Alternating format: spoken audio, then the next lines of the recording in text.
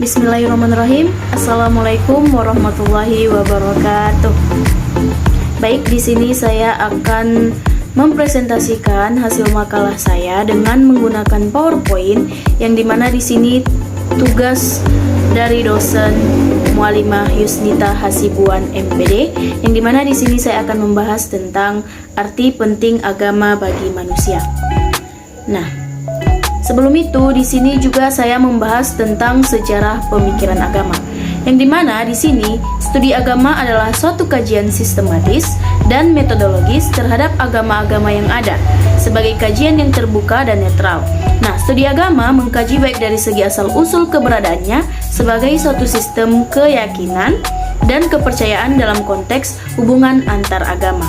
Nah, di sini perkembangan dalam bidang studi agama sekitar antara tahun 1859 hingga pada tahun 1869 yang ditandai dengan terbitnya buku Darwin, The Origin of Species. Nah, setelah tahun 1869 muncul istilah perbandingan agama atau comparative religion. Nah, sebagai padanan kata bagi istilah studi agama, the science of religions, akan tetapi sebagai sebuah disiplin ilmu, studi agama mulai mendapat perhatian yang luas dan sungguh-sungguh dirintis sejak tahun 60-an sampai 70-an. Nah, sebagai suatu disiplin keilmuan setahap demi setahap memperkuat dan memperluas statusnya sebagai pengetahuan ilmiah atau ilmu. Sejak awal mula kemunculannya, objek kajian ilmu agama adalah semua agama, baik agama-agama masa lalu maupun agama-agama masa sekarang. Akan tetapi, untuk keberlangsungan sebuah ilmu studi agama memerlukan juga beberapa metodologi untuk memahami sebuah agama. Nah, oleh karena itu dalam tulisan ini akan menguraikan beberapa metodologi studi agama melalui metode yang dimana dengan teologi, historis, fenomenologis, sosiologis, antropologis, dan psikologis. Nah, di sini juga saya membahas tentang adanya munculnya studi agama-agama merupakan respon keilmuan, yang dimana ada 3 persoalan. Yang pertama, realitas agama-agama sebagai realitas keilmuan, sebagaimana halnya realitas sosial atau fenomena sosial sebagai realitas keilmuan dalam sosiologi. Nah, selanjutnya juga ada problema dialogis antara agama sebagai realitas doktrin, normatif, dan sebagai realitas historis dan empiris. Nah, selanjutnya ada problema dialogis antar agama-agama pada dataran realitas doktrin, normatif, maupun dataran realitas historis, empiris yang melibatkan hubungan antar umat beragama. Nah, selanjutnya ada juga di sini saya paparkan fungsi agama dalam kehidupan. Nah, yang pertama di sini sebagai pembimbing dalam hidup. Nah, pengendali utama kehidupan manusia adalah kepribadiannya yang mencakup segala unsur pengalaman pendidikan dan keyakinan yang didapatnya sejak dia kecil. Nah, yang kedua, penolong dalam kesukaran. Orang yang kurang yakin akan agamanya atau lemah imannya akan menghadapi cobaan, kesulitan dalam hidup dengan pesimis, bahkan cenderung menyesali hidup dengan berlebihan dan menyalahkan semua orang.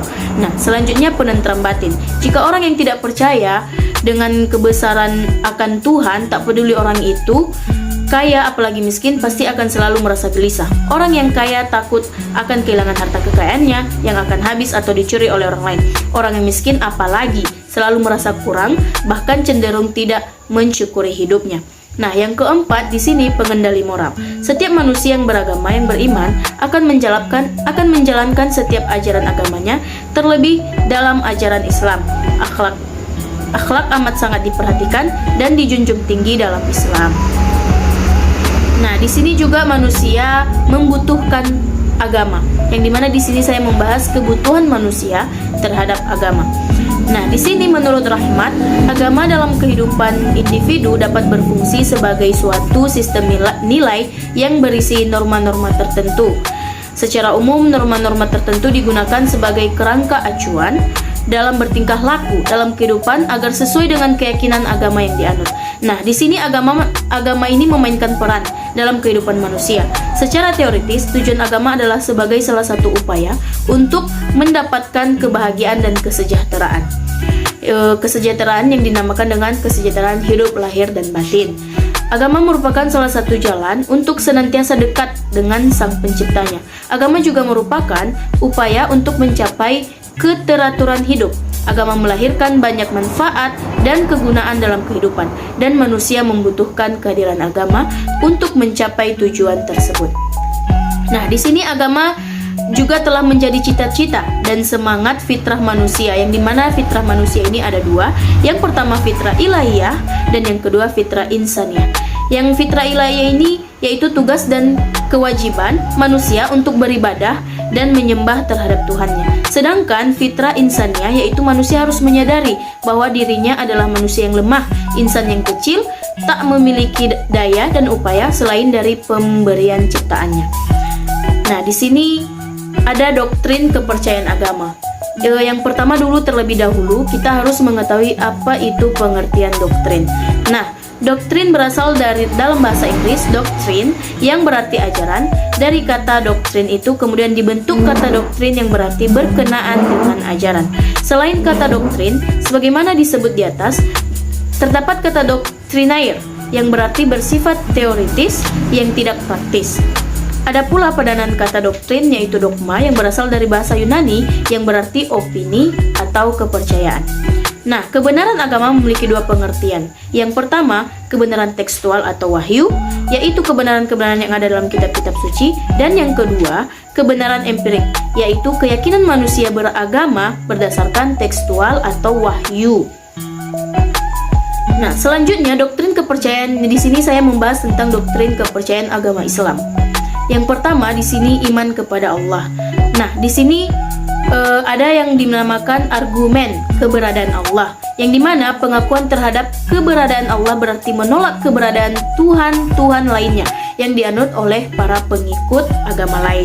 Dan yang kedua, kemustahilan menemukan zat Allah, akal yang merupakan ciri keistimewaan manusia sekaligus sebagai pembeda antara manusia dan makhluk lainnya, belum bisa digunakan untuk mengetahui persoalan yang tidak dapat diselesaikan oleh akal, yaitu menemukan zat Allah. Karena pada hakikatnya manusia berada dalam dimensi yang berbeda dengan Allah.